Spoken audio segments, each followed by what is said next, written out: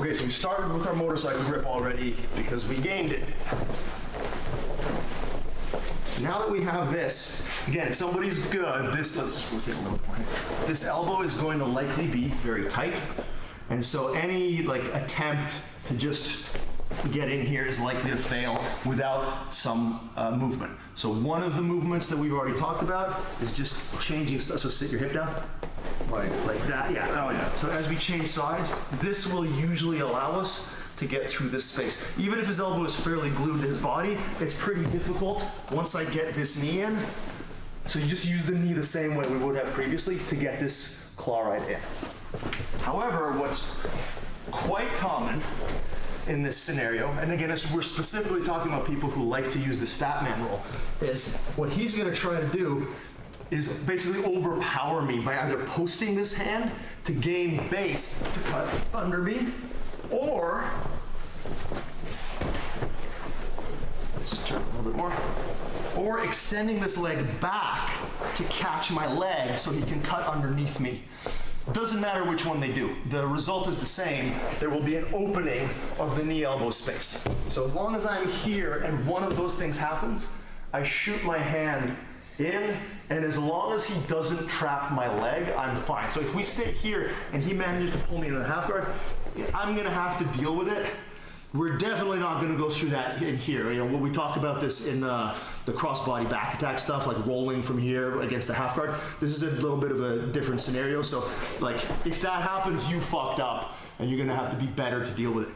But how I can avoid him trapping that leg is just by sticking my knee really high or by switching my knee right away. Both work fine, honestly. As long as I don't just leave my leg dangling for him to catch it in the half guard somehow, I should be okay. So just sticking this knee in and then switching to this knee is okay.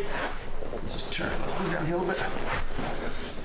Or literally anything other than him trapping my leg. So for instance, I could just come up and roll right over him at this point. It does not matter what happens as long as my leg is not caught. And again, it's not the end of the world if my leg gets caught. You just need more specific skill to deal with, so let's just avoid that for now.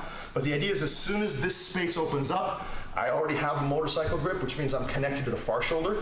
I shoot the claw ride, and as soon as I shoot the claw ride, I'm good to start moving.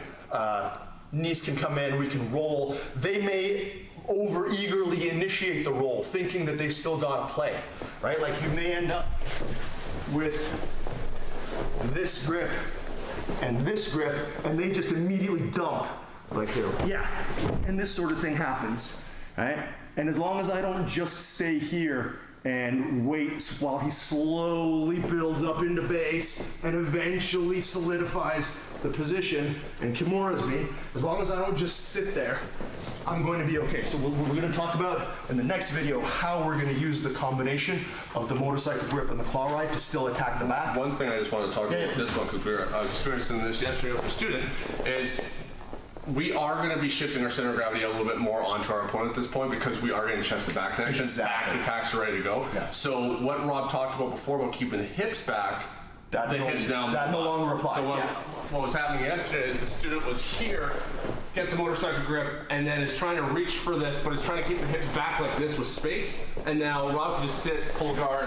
And now, even though I got the motorcycle grip in this, I'm now in a very awkward position. Yeah, and now he's got no base, and I can start like butterfly sweeping him and doing horrible things. Yeah, you are overtaking your opponent at this point because now you only have two very strong points. Yeah, now we're no longer remotely interested in preventing the roll. Rolling helps us, hurts them, as long as we continue the control scheme and know how to move afterwards, which we're going to teach you how to do in the next video.